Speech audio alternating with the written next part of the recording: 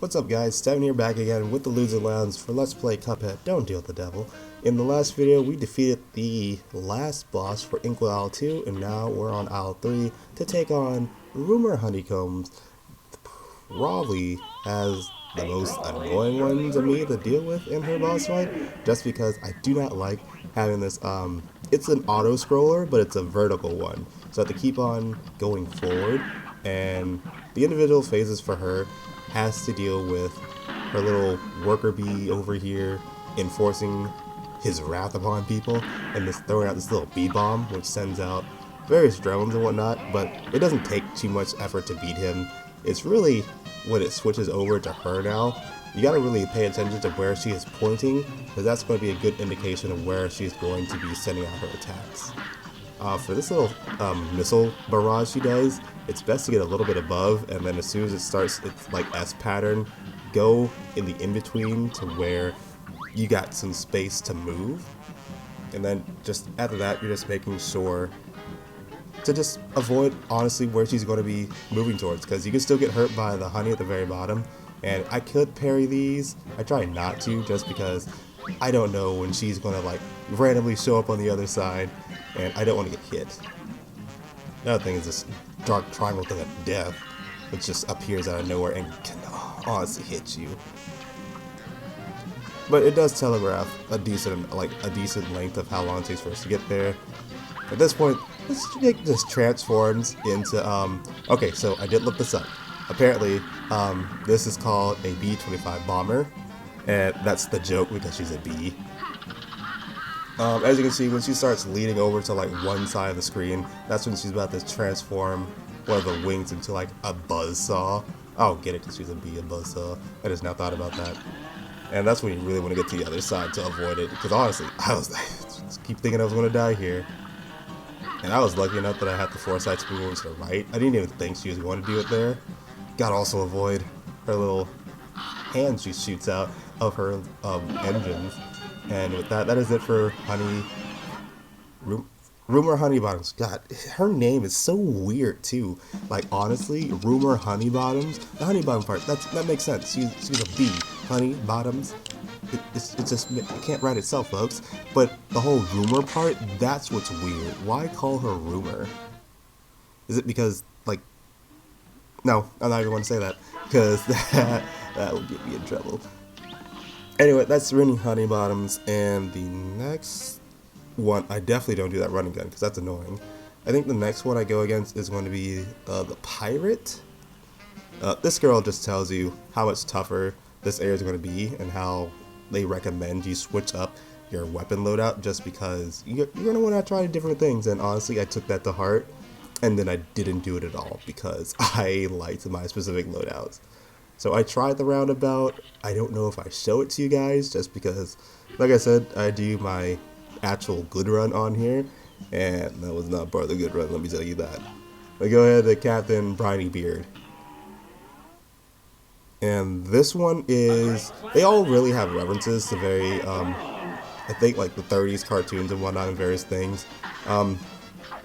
For my thing, what I can recognize, he is mainly referenced upon, I think his name was Bluto, the main villain from the Popeyes cartoon that you always see with Popeye, and him fighting over olive oil's affection. He has various attacks what he uses. When he whistles, he can either summon this calamari squid type thing to launch out ink blots. If you get hit by the ink blot, then it temporarily blackens your vision and makes it a little bit harder to see things. Not too bad. Second one is if you see the submarine, I forget what it's called, like the telescope pop out of nowhere, that lets you know that the dogfish are about to come out, and so you want to really get to the far left so you can shoot them down. And also pay attention to the boat's mouth when he starts like chewing like that, because he's about to spit out a cannonball. The other attack you want to watch out for when he whistles is when you see a shark fin in the background start coming over swimming. You want to move to the far right at that point, because that means the shark is about to come and like reach up onto the port to like take up a majority of your fighting space. Other than that, the other thing of note, as you can see, this barrel's constantly here, and that's really annoying too. Oh, if you pay attention to the background, you can see Captain Brownie landing in the water. Never paid attention to that until I got told about it. Anyway, in the final phase of this fight, we'll switch over to having the battle against the boat. When it does this like Kamehameha like wave over here, you just gotta duck the whole time and just keep on shooting. You can also still dash while you are crouched. I did not know that when I was like doing this, so I was worried as heck. Gotta get to a good spot, keep on shooting, hopefully don't get hit. I literally just dashed at the last second, and that is it. Honestly, this boss, probably the easiest one out of everyone on Inkwell Isle 3, hands down. But just because he's easy doesn't mean he's a cakewalk. On this one, I feel like I got a C or a B, probably a B minus. Oh, A minus. Well, I did reach a lot of the requirements. I just didn't do that good on health, but who cares? I still beat him. Honestly, I think this is around the point to where Hesh is now at this point. He hasn't played in a few days. I doubt he's going to continue on after how many times we kept on like hearing him like scream and whatnot as he's trying to do this. Piracy Piers. I need to do that one in order to get to the mausoleum, but I hold that off right now. This turtle, if you actually do all the running guns and get the pacifist rating on all of them, this guy will give you a filter that makes the whole game with a black and white tint on it. So you can play it in a whole timely late 30s cartoon aesthetic if you really want to, but you're gonna have to earn it first by getting all 6 of those pacifists on the running guns, since each Inkwell Isle has 2 running guns. Next boss I take on is Calamaria in High Seas Hijinks, and she is my favorite boss in this entire game so much. And of course, it's an airplane level 1, so I'm gonna be biased. One of the main reasons why she is just so beautiful to look at. I really love the way she is drawn and whatnot, and her animations and everything as she's like attacking through. She really reminds me of Betty Boop, mixed in with like say Ariel from Little Mermaid. And her attacks and whatnot are actually pretty cool, and just the lore behind it being a mix between a mermaid, which is heavily depicted, as also a siren, as her like little ghastly wails brought about like fallen sailors to attack you. That was a really cool thing you see. Another thing that's mixed in with her persona is her hair, which is what you're about to see as we transition into the next part of this fight. She gets zapped by these eels, and then she transforms into a Gorgon mermaid. And then now she has the petrification ability, which is really annoying because you can't really dodge that. And so what I'm doing right here is, because all the little eels are what's shooting the electrified bullets to hit you, and you're kind of gonna have to avoid those, while also trying to make sure you can get out of your petrification. So what I do is just primarily focus on destroying them, because the less of them there are, the less things you have to deal with. As you transition to the final fight, she loses her body, and now she's just a floating Gorgon head, and she can still petrify you, and that which really sucks because you got to keep on maneuvering through this cave while she still has the potential to petrify you at any given point, and you can hit anything on here without even realizing it. So once you carefully navigate through here, break out as fast as you can, not that much to do, and that is it for Calamaria. My favorite boss in this game. You know what? I'll probably try to do a drawing of her soon, because I would love to do. I should definitely do some more drawings for this video, for my channel, or for TVT Allen, not Loser Lounge. We do games and stuff over there. My drawings, they stay with me over there. That's for me. This is for them. Anyway, now that we've taken out Calamaria, it opens up the next area that we can go to, and the next boss we could actually encounter, at least over on this section.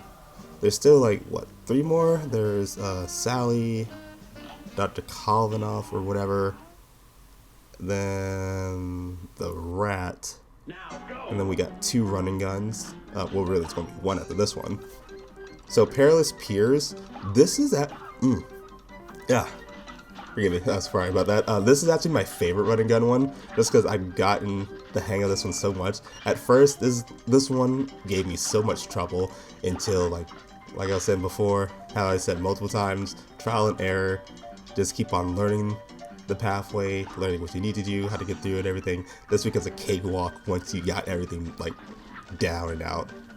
So really, I prioritize on landing on the crabs as much as I can and jumping at my highest point to get through here. As you're going through here, you will see like a lobster doing the back shoot. Always wait and jump over him. Don't wait too long though, because he will shoot out a little lightning bolt otherwise to hit you. And just gonna wait over here, let it pass.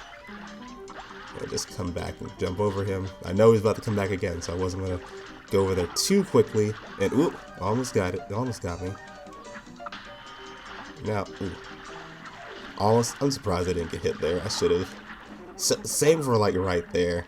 Once we reach like this little dock over here with this boat, then he disappears and he won't come back for the rest of the pier things.